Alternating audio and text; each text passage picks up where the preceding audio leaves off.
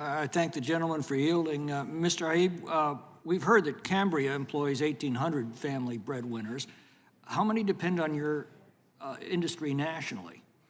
We have nearly 2,200 members, of which over 500 of them are stone distributors like Gary. Well, when you say members, you're talking about companies. How many Americans depend upon your industry for their livelihoods? Oh, they're clearly over 100,000, easily documented. And these are mainly family-run businesses? The vast majority of our industry is, in fact, family-run businesses, yes. And what will happen to them and their employees and their families if this continues? If this continues and we allow everything just to go through the courts, as has been explained, there will not be businesses in existence 5 years from now. So 100,000 families lose their livelihoods.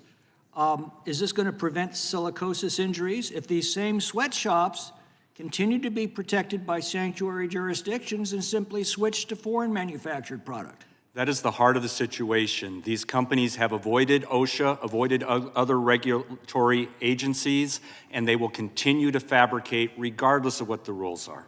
Mr. Tawar, so we know that 100,000 American families will lose their livelihoods. We know that domestic manufacturing of this product will collapse, taking about $30 billion out of our economy. We know that worker injuries will continue because these same illegal fabricators will simply switch to foreign manufactured stone slabs. Couldn't that be described as a lose, lose, lose policy? For a small business like us, we're already losing. Well, let's look at the other side of the equation. Who's enriched by this practice?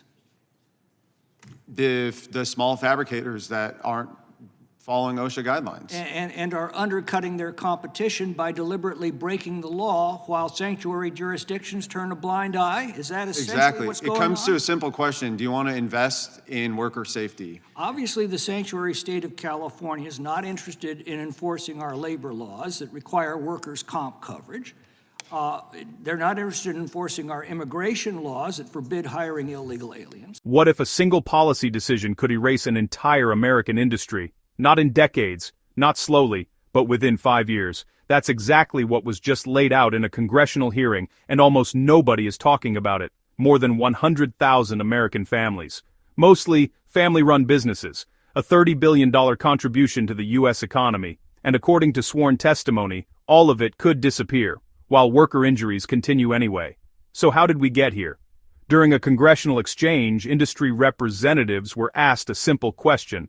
How many Americans depend on this industry for their livelihoods? The answer wasn't vague, not speculative, not political spin. Easily over 100,000 Americans documented, and that number may actually be far higher once suppliers, distributors, installers, and local businesses are counted. These aren't corporate giants, they're small family-run companies that have existed for generations. The warning was blunt.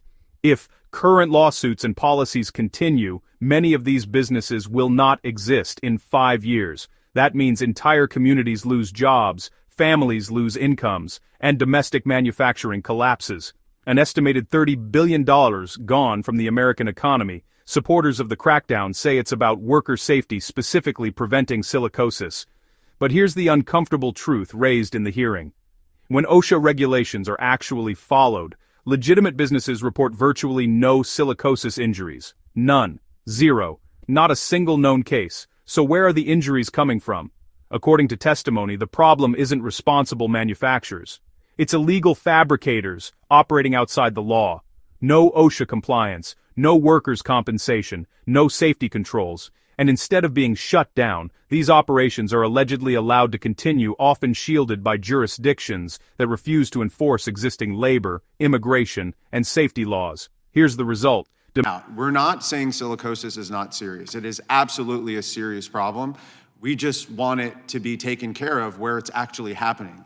I'm a small business distributor. Once a slab leaves my building, I don't control who cuts it or how they cut it.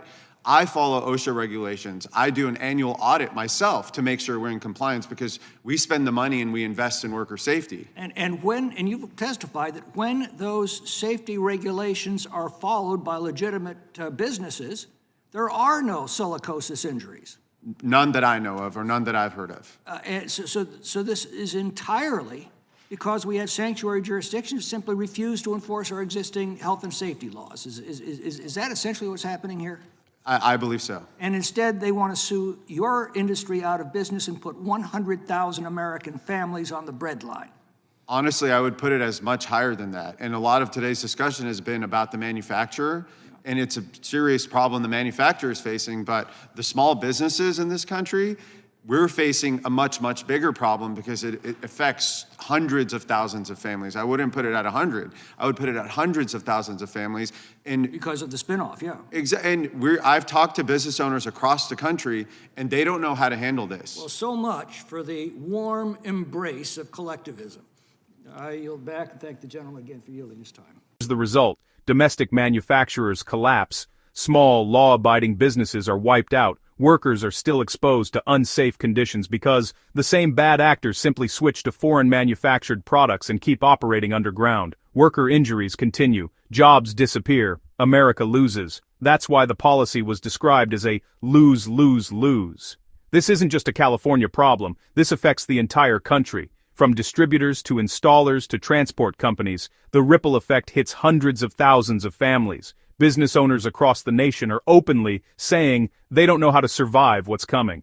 The testimony made one thing clear: silicosis is real. Worker safety matters, but punishing compliant businesses while ignoring illegal operations doesn't solve the problem, it multiplies it. This isn't a debate about safety versus profit. It's about enforcing the laws already on the books where the danger actually exists. Because if nothing changes, the cost won't just be measured in dollars, it will be measured in American families left without a livelihood.